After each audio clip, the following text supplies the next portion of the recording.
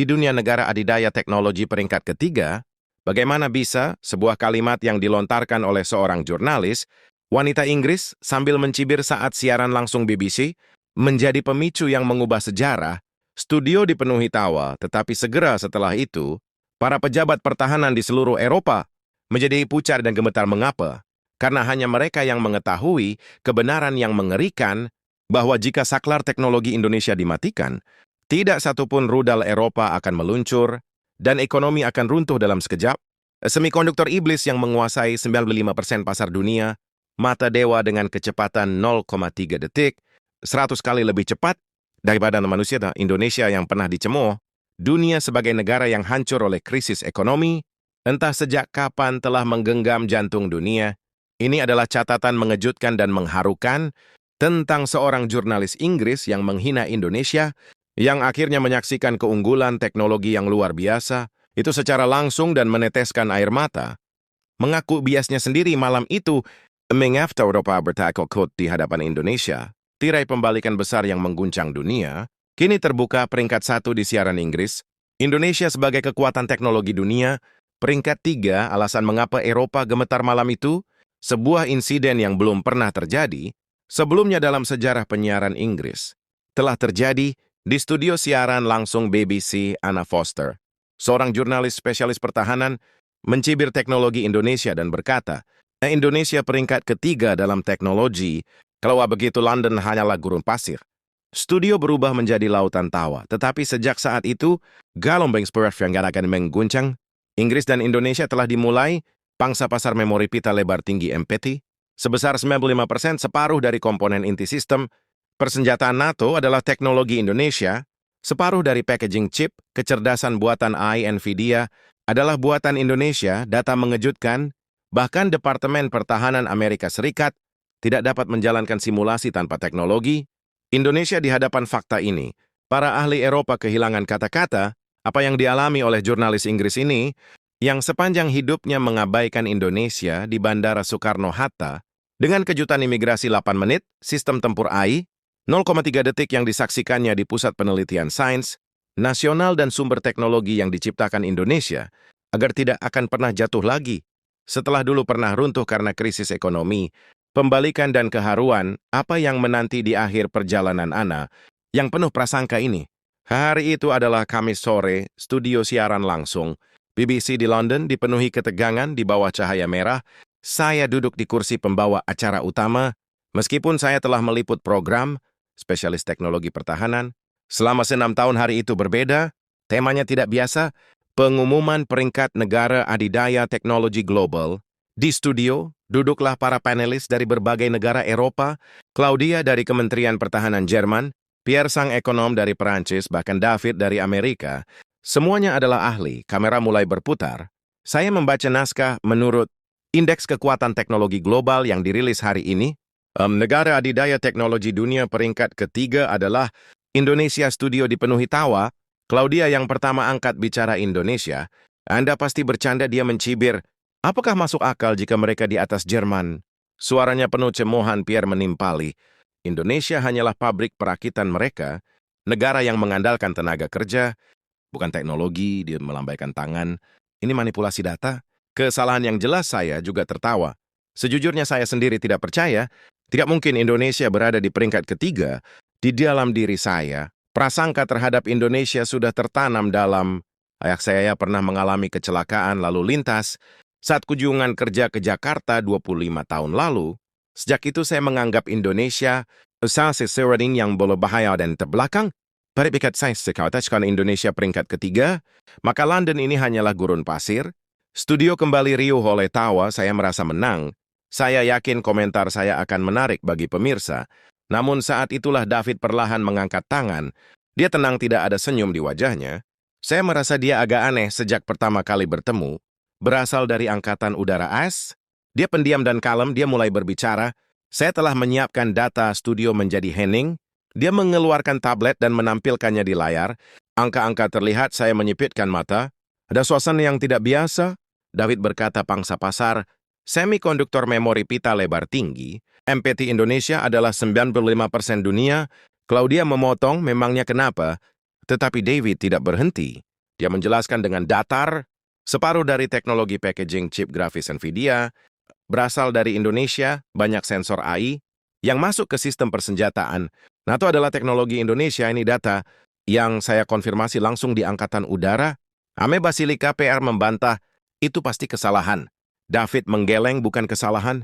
Di Pusat Simulasi Departemen Pertahanan AS Pemodelan Tempur AI, tidak bisa berjalan tanpa server MPT Indonesia.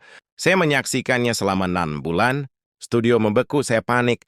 Nada bicara David tidak mengandung kebohongan. Dia hanya menyajikan fakta tanpa emosi. Saya menutup mulut. Saya tidak punya dasar untuk membantah. Claudia berkata lagi, tetap aja teknologi Jerman lebih unggul, namun suaranya tidak meyakinkan. Pierre benar-benar diam, kamera masih berputar. Saya harus melanjutkan siaran, tapi kepala saya kacau. Apakah Indonesia benar-benar peringkat ketiga? Jika data David benar, siaran ini sudah tamat, lampu studio padam. Saya berdiri dari kursi dan keluar ke koridor. Kaki saya lemas, saat itu seseorang menepuk bahu saya. Lisa, produser eksekutif, matanya dingin menatap saya.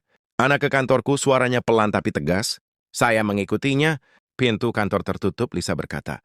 Siaran hari ini menjadi kegemparan besar. Saya mendongak, saya bertanya. Apa maksudnya? Lisa menyodorkan ponselnya ke depan saya. Layar penuh dengan feed media sosial. Jurnalis BBC, hina Indonesia, kontroversi. Komentar kasar Anna Foster London hanyalah gurun pasir. Kementerian Luar Negeri Indonesia pertimbangkan protes resmi ke BBC. Saya tersengal, Lisa berkata, baru saja. Kementerian Pertahanan Inggris juga menghubungi. Katanya komentar Anda bisa menjadi masalah. Internasional, saya membela diri. Itu hanya lelucon, Lisa menggeleng. Ini bukan masalah lelucon. Indonesia adalah negara mitra penting, NATO dan pengekspor industri pertahanan kelas dunia. Anda menyentuh bukan hanya sebuah negara. Saya tidak punya kata-kata untuk membalas. Lisa memukul meja Anna. Anda harus pergi ke Indonesia? Saya terkejut ke Indonesia. Lisa mengangguk, lakukan liputan tunggal, konfirmasikan langsung apakah peringkat ketiga teknologi Indonesia itu nyata, itu satu-satunya solusi. Saya manlak, saya tidak ingin pergi. Indonesia adalah negara dengan kenangan buruk bagi saya. Tapi Lisa berkata dengan dingin, Anda tidak punya pilihan jika tidak pergi. Karir siaran Anda akan berakhir. Mana bodoh keputusan kantor pusat. Saya ingin terduduk. Tetapi tidak bisa berbuat apa-apa, Lisa menambahkan Anna, ungkap sendiri bahwa teknologi Indonesia adalah hoax. Tak dengan begitu kontroversi ini bisa diredam? Saya mengangguk, saya berkata baik. Sebenarnya pada saat itu saya berpikir baik, saya sendiri yang akan membongkar kebohongan Indonesia, saya akan buktikan betapa konyolnya peringkat ketiga.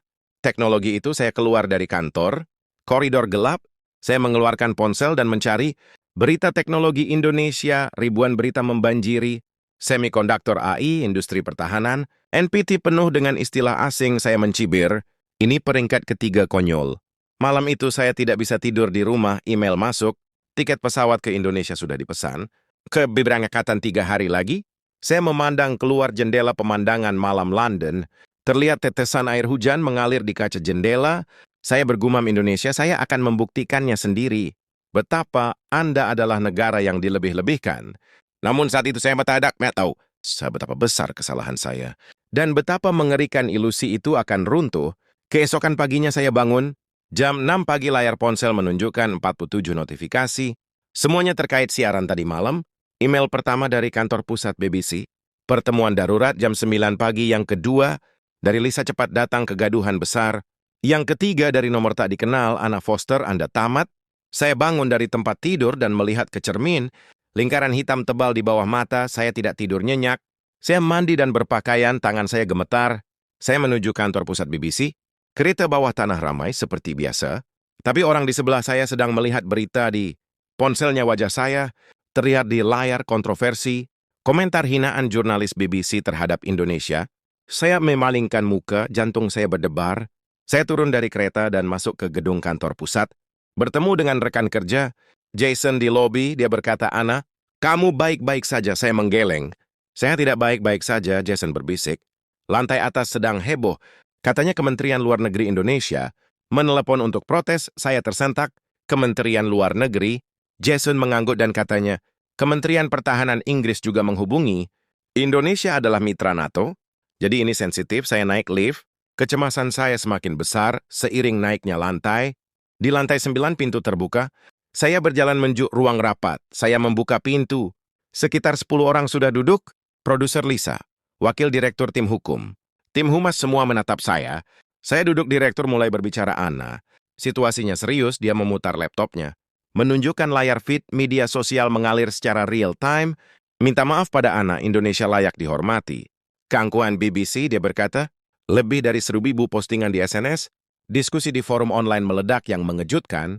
Orang Inggris sendiri mengkritik saya. Sebuah komentar menarik perhatian saya. Tanpa Indonesia, industri pertahanan Inggris akan berhenti. Ana tidak tahu fakta, saya tercengang. Orang Inggris membela Indonesia. Wakil direktur berkata, Ana, Anda tidak menyentuh negara biasa.